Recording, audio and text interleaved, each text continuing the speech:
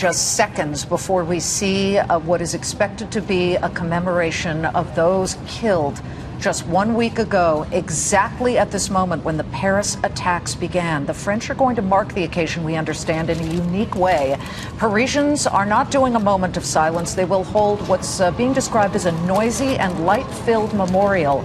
A group of artists and cultural figures called on people to mark the occasion in a fashion to show the terrorists that they cannot win. We have Ashley Webster right there live now from Paris, France. Ashley.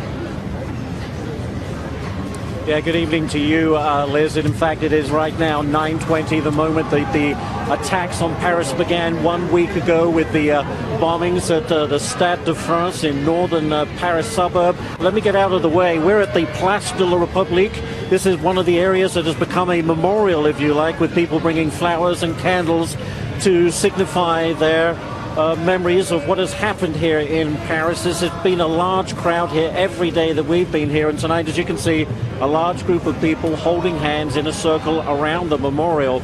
And to your point, Liz, artists and cultural figures in France have asked for this moment to be remembered with light, with loud noises, with music, they say.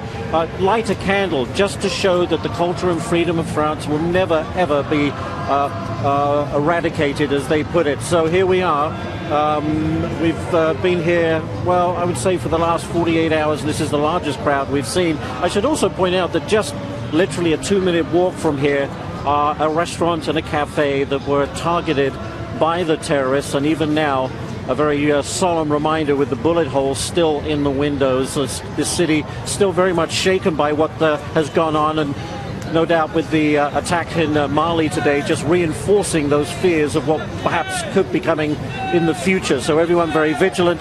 The French government has been trying to stop people from assembling in large crowds. There was a rally scheduled today at the oldest mosque in France here in Paris. It was cancelled because of security concerns. But as you can see, a silent, if you like, somewhat somber recognition of the time, 9:20 p.m. local time, when the attacks began at the Stade de France. Liz, it's been a day of interesting revelations. The fact that the two of the suicide bombers, we've been told, did in fact come through Greece. Fingerprints prove they came through Greece on October the 3rd as part of the refugee crowd that was coming through Greece and making its way into Europe.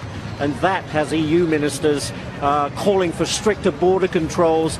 As you know, 26 nations, the citizens of 26 nations in the EU, can travel freely without a passport. The Schengen zone, it's called. Yes. Well, now there is a cause for border controls to be brought back and for people to have their passports scanned. In other words, no more free and easy travel in the wake of what we've seen here in Paris. Liz, back to you. Yeah, that's the end of that. And Ashley, thank you. We could hear the French national anthem being sung behind you, Aux armes citoyens, and that is a line that is really coming to a lot of people. Get the arms, get the fight started, and it appears that will be what is perhaps coming next. Ashley Webster live from Paris. Thank you.